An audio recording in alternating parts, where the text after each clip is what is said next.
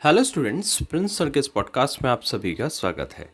सबसे पहले आप सभी अभ्यर्थियों को, छात्रों को जो इस यूट्यूब चैनल पर और सोशल मीडिया के तमाम प्लेटफॉर्म्स पर हमसे जुड़े हैं और दिन भर ही नहीं बल्कि रात भर आप सभी के मैसेजेस आते रहते हैं। इससे ये पता चलता है कि प्रिंस सर का मार्गदर्शन आप सभी के लिए कितना महत्वपूर्ण है। साथ ही साथ आप सभी 2019 की जो परीक्षा है उसको लेकर काफ़ी चिंतित हैं और लगातार इसी के संबंध में कुछ कॉमन से जो क्वेश्चंस हैं वो पूछ रहे हैं।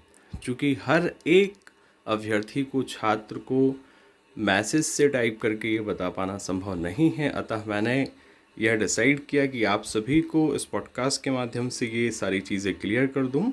इससे पहले आप हमारे चैनल को सब्सक्राइब कर लें, बेल आइकॉन पर क्लिक कर लें और डिस्क्रिप्शन में जाएं।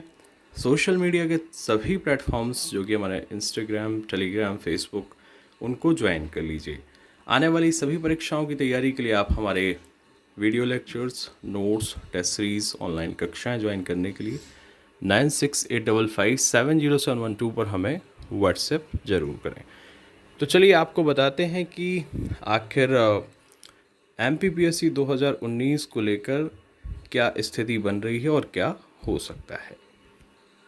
इससे पहले मैं आप सभी को एक डिस्क्लेमर दे दूं कि देखिए, ये जो भी चीज़ें इस पॉडकास्ट में बताई जा रही हैं ये उन सभी अभ्यर्थियों के लिए हैं जो कि निरंतर हमें संदेश भेजकर, मैसेज करके हमसे पूछ रहे हैं, और साथ ही साथ उनमें वे अभ्यर्थी भी शामिल हैं जिनको मैंने पढ़ाया है या जो कि इंटरव्यू में भी अभी 2019 में चयनित उनकी लिस्ट में नाम आ गया था। तो चूँकि आप सभी जानना चाह रहे हैं ताकि आप एक अच्छे तरीके से, एक अच्छे मन से तैयारी शुरू कर सकें, इसलिए ये पॉडकास्ट आपके लिए लेकर आए हैं। इसको अन्यथा ना लें और आप सभी अपने विवेक से काम लें जब तक ऑफिशियल नोटिफिकेशन MPPSC की तरफ से नहीं आ जाता है, क्योंकि वही सही होगा। मैं सिर्फ़ और सिर्फ अपने जो है कहना चाहिए अनुभव से, एक एक्सपर्ट होने के नाते चीज़ें आपको बता रहा हूँ।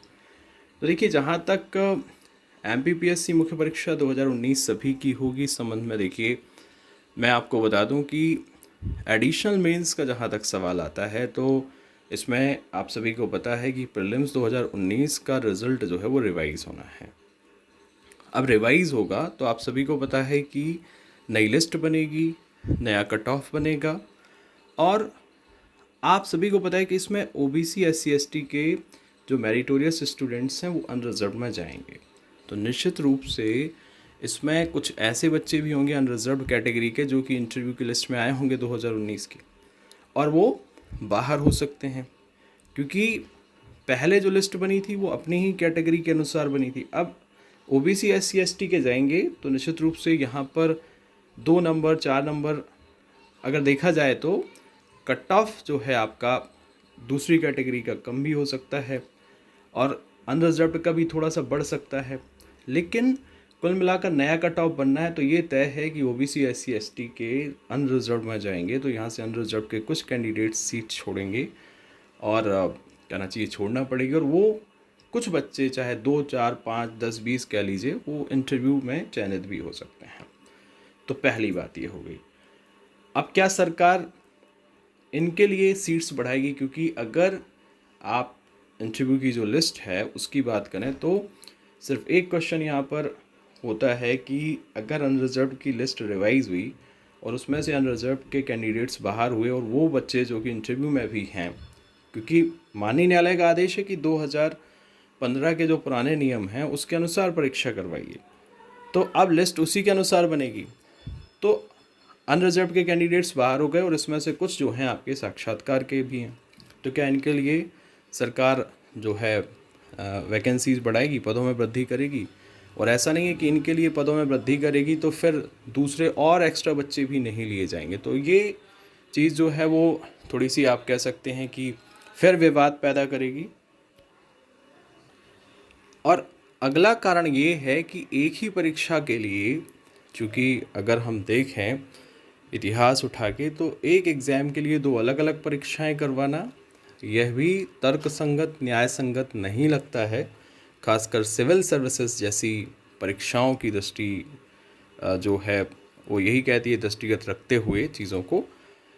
और फिर आप ये भी देख रहे हैं कि अगर एडिशनल मेंस करवाया जाता है तो सीट्स बढ़ानी पड़ेंगी।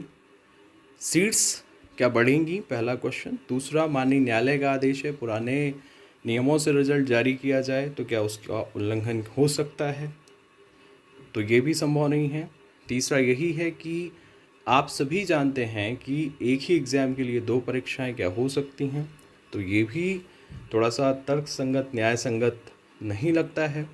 और फिर आगे चल के आप भी देख रहे हैं कि चुनाव का माहौल है जहाँ पर लगभग 11,000 बच्चे शामिल हुए हों, वहाँ पर ये कहना थोड़ा सा कि इंटरव्यू वाले बच्चों का जो एक तरह से जो चयनित अभ्यर्थी हैं उनका जो पक्ष है और बाकी बच्चों का जो पक्ष है, तो आप समझ सकते हैं। तो पहला कारण यही है कि माननीय न्यायालय ने कहा है। दूसरा, तीसरा, चौथा कारण मैंने बता दिया। और पांचवा ये है कि अभी भी एक याचिका लगाई गई थी जिसमें एमपीपीएससी के द्वारा जो भी ये प्रोसीडिंग्स चल रही हैं, इनको लेकर जो खबरें आ रही थीं, तो वो भी याचिका जो है माननीय उच्च न्यायालय के द्वारा रद्द कर दी गई है। इसका मतलब ये है कि मेरे हिसाब से, तो ये मेरा पर्सनल ओपिनियन है कि सभी का ही मेंस करवाना पड़ेगा और कोई चारा नहीं है। अगर ऐसा नहीं होता है तो परीक्षा अनंत काल तक के लिए जो है आपकी उलझ जाएगी। तो फिलहाल मेरा व्यक्तिगत ओपिनियन यही है कि सभी का मेंस होगा, ये क्लियर कट बात है। ठीक है। दूसरी बात यह है कि सिलेबस क्या होगा। तो सिलेबस देखिए वही होगा जो कि 2019 के नोटिफिकेशन में दिया गया था, यानी कि पुराना वाला। नया कट ऑफ क्या होगा, तो देखिए जो ओबीसी SC ST हैं उसमें थोड़ा सा हम कह सकते हैं कि रिलैक्सेशन मिलेगा, खासकर ओबीसी और अनरिजर्व्ड का बराबर था, तो ये 2-2 नंबर तक मुझे ऐसा लगता है कि कम होना चाहिए। अन्य कैटेगरी को बेनिफिट होगा। अनरिजर्व्ड का अगर देखा जाए तो इतना ही रहेगा या 2 नंबर तक बढ़ सकता है, क्योंकि देखिए अब मुझे स्टैटिस्टिक्स या सांख्यिकी कह लें हिंदी में तो इतनी ज़्यादा भी नहीं आती है, या फिर ये कह लें कि यही काम नहीं है कि बस पेन कॉपी उठा के कैलकुलेटर उठा के यही कैलकुलेट करते रहें कि क्या होगा। मोटा मोटा जो अंदाज़ा है वो बता देते हैं, और फिर जब यहाँ पर एमपीपीएससी में कुछ निश्चित ही नहीं है कि क्या होने वाला है, तो ये माथा पच्ची करना कि एक्यूरेट निकाल के लाएं, तो फ़िलहाल ये संभव नहीं है। एमपीपीएससी जैसे ही कुछ इसके संबंध में स्थिति स्पष्ट करेगा तब हम ये चीज़ें कर सकते हैं। लेकिन मोटा मोटा ये कि OBC SC ST candidates unreserved में जाएंगे, अनरिजर्व्ड को नुकसान होने वाला है, और मैंने प्रक्रिया को समझा दी है। कट ऑफ जो है वो आपका ज़्यादा तो नहीं बढ़ेगा, लेकिन थोड़ा बहुत ऊपर नीचे हो सकता है। कितने गुने लिए जाएंगे, तो 2019 तक 15 गुने लिए जाते थे। अब इसमें चूँकि ओबीसी के एक्स्ट्रा 13% है, तो उस हिसाब से ये जो आंकड़ा है वो बढ़ा है। तो आप सभी याद रखिए कि 20 गुने 2020 से लिए जाते थे, ना कि आपके 2019 से। ओके स्टूडेंट्स, तो ये सारी अपडेट्स हैं। बाकी एक और चीज़ आप देख लीजिए। देखिए, आने वाली मुख्य परीक्षा के लिए आप एलीट स्टडीज़ इंदौर प्रिंसर के ये नोट्स, ऑनलाइन कक्षाएं, टेस्ट सीरीज ज्वाइन कर सकते हैं। अब देखिए, ये जो भी वीडियो या पॉडकास्ट लेकर आए हैं, इसका उद्देश्य बिल्कुल नहीं है कि आपको ये नोट्स, क्लासेस या टेस्ट सीरीज बेचना है।